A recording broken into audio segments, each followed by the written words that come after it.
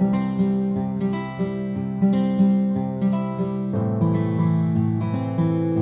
friends, welcome to Code Crash Coding. In this video, we are going to learn about consumer chaining. Before that, we have already seen what is a consumer functional interface. So there is only one abstract method for consumer functional interface, and the name of method is accept. It will take one argument and it will not return any result. We have seen the theory as well as practical demo of consumer functional interface in the previous video. All the links are in the description. In this video, our aim is to learn consumer chaining. So what is consumer chaining? Consumer chaining means it will join multiple consumers together. So to join the multiple consumers, we need to make use of consumer chaining. Basically, we have one method called andThen. We need to make use of that method to join multiple consumers. Now let's see in the demo how to make use of it. I have a class called consumer demo. You can provide any name and I have one main method. Now we need to combine multiple consumers. Before that, we will declare two consumers first. So I will say a consumer, and this is from java.util.function package. And now let's say we want to work with string. So this is an input argument data type we want to pass, because consumer take only the input. It will not return any result. So that's why we don't need to provide the second argument. If you remember, in function interface, we were providing two arguments, right? Here you could see two arguments were provided because one is of input, another is of output. In predicate, we were providing only one, because in predicate the output is always a boolean, so no need to provide the boolean data type because it will always return true or false. But in consumer, we need to provide only one argument. And then let's say this is our C1. And what we will do, we will accept one string here. So let's say this is stored in S variable, then we will store a lambda expression here. And what we will do, we will print that string. So I will say here sysout, and then we will say here hello, and then we will print that particular value. This is S. And let's say we'll have here C1 dot accept. Accept is a method of consumer interface, right? And then here we will pass a value. Let's say we pass here John. Now what will be the output in this case? So basically when we say C1 dot accept, this particular value will be stored inside this variable S, and then this will execute this statement and it will say hello, and then the value of S, and the value of S is John, so it will say hello John. Let me run this code. Yes, we are getting the output as hello John. So this is our first consumer interface. Now we will provide a second one. Now let's say we have your consumer from java.util function. This will also work with string. This is our C2. And now what we will do, whatever string we get, we will print it in uppercase. Okay, so I will say yes sysout, and then we will have your S dot to uppercase. So whatever value we get, we will print it in uppercase.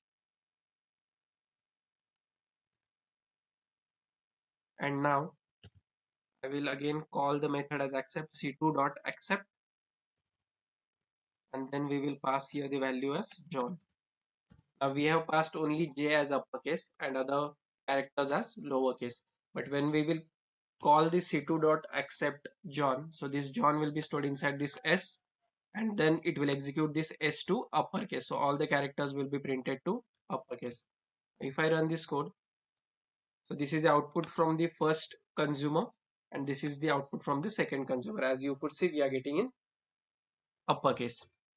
Now we don't want to execute these two consumer interfaces in a individual manner. We need to join them. So how to join them?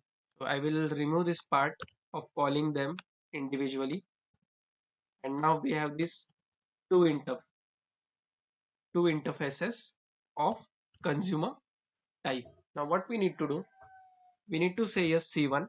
So first we will say C1 dot, and then there is a method called andThen. So this is a method that we need to use andThen, and here we need to pass our second consumer. So the second consumer is C2, and then after that we need to provide a dot and then we can call the accept method.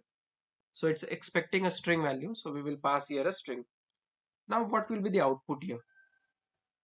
So the output will be, it will first execute C1 and then it will execute C2 with these values. Okay, John, let me run this code.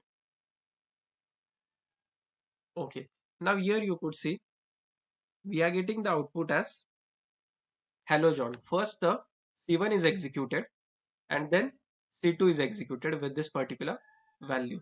Okay, so this is how we are combining two consumers, that is called consumer chaining. We can also reverse this. Now if I say here C2 and then I will say here C1. Now what will happen? First C2 will be executed. So C2 is, first it will convert it to uppercase and then it will print the C1. Now if I run this code, see, first John is executed and then we have the hello John. Now what I want to do, I want to work with integer now. If I say here integer, and now we will take the input as integer, and what we need to do, we need to provide a square of it. So I will say I into I, and in second consumer what we need to do, again we will take an integer here, integer, and then we will multiply that integer here, I into 2,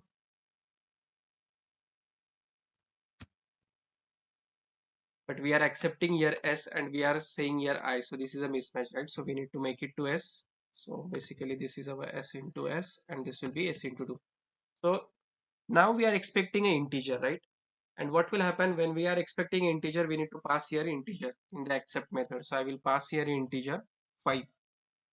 Now when the C1 will be called, it will have the value of s as 5 and then it will print 5 into 5. When C2 will be called, it will have the value of s as 5 and it will print s into 2, basically 5 into 2. Now let's run this code. So first C2 is executed, as we are saying here C2. So C2 will multiply 5 with 2, so we are getting here 10.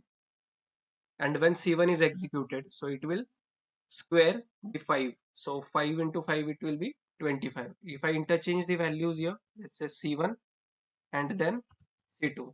Now the result will be executed first for C1. Here you could see we are getting 25 then 10. That is a use of and then method to chain the multiple consumers. So that's it in this video. We will see another topic in next video. Thank you for watching.